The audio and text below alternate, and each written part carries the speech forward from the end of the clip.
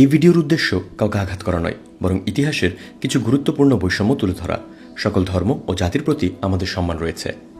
জঙ্গি শব্দটা শুনলেই আপনার মাথায় প্রথমে কি আসে?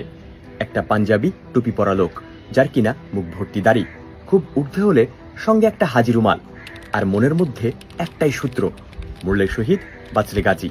ঠিক কিনা? কিন্তু পৃথিবীর ইতিহাসে সবচেয়ে বড় হত্যাকারী তথা জঙ্গি আসলে কারা? এদের মধ্যে আদৌ কোনো মুসলিমের নাম আছে কিনা? আসেন জানি। চেঙ্গিস খান 4 কোটির বেশি মানুষ হত্যা করেছে, যা পারস্য, মধ্য এশিয়া, ইউরোপ যেখানেই গেছে ধ্বংস আর মৃত্যুর ছাপ রেখে গেছে। চেঙ্গিস খান নামের শেষে খান শুনে আবার মনে করেন না যে সে মুসলমান ছিল। সে টেঙ্গরিজম ধর্মের অনুসারী ছিল, যা তুর্কি ও মঙ্গল জাতিগোষ্ঠীর প্রাচীন ধর্ম, যেখানে আকাশ দেবতা টেঙ্গরিকে প্রধান ঈশ্বর হিসেবে পূজা করত। কিন্তু কেউ কি তাকে সন্ত্রাসী ধর্মের প্রতিনিধি বলেছে? অ্যাডলফ হিটলার 60 লাখ ইহুদি এবং 1,70,00,000 নিরীহ মানুষ হত্যা করেছে। সে খ্রিস্টান পরিবারে জন্ম, তার অনুসারীরা জার্মান চার্চকে সমর্থন করেছিল। তবুও কি এক্ষেত্রে খ্রিস্ট ধর্মকে দায়ী করা হয়? জোসেফ স্ট্যালিন গ্রেট পার্চ বা মহাবিশুদ্ধি অভিযান নামে 1936 থেকে 1938 মাত্র 2 বছরের মধ্যে 7.5 লাখের বেশি মানুষকে হত্যা করেছে।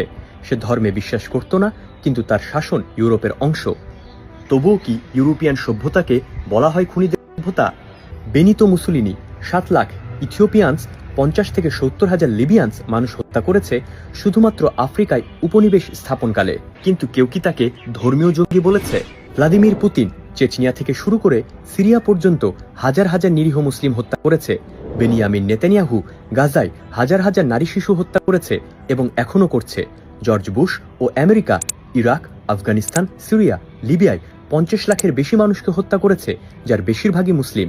আমেরিকা তো শুধু হিরোশিমা এবং নাগাসাকিতেই 2,10,000 মানুষকে হত্যা করেছে, যেখানে হিরোশিমাতে 1945 সালের শেষ নাগাদ তাৎক্ষণিক ও পরে রেডিয়েশন জনিত কারণে প্রায় 1,40,000 মানুষ এবং নাগাসাকিতে তাৎক্ষণিক ও পরবর্তী মৃত্যুসহ প্রায় 70,000 মানুষ মৃত্যুবরণ করে।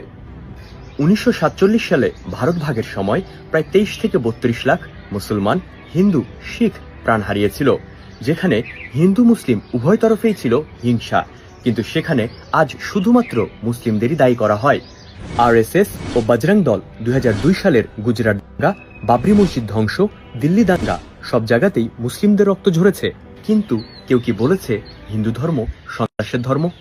অন্যদিকে ইসলাম ধর্মের প্রবর্তক মুহাম্মদ সাল্লাল্লাহু আলাইহি সাল্লাম কখনো নিষ্পাপ কাউকে হত্যা করতে বলেননি, কারণ ইসলামের মূল শিক্ষাই হলো শান্তি, সুবিচার ও সহানুভূতি। কিন্তু তবুও আজকে যদি একটা মুসলিম যুবক ভুল করে,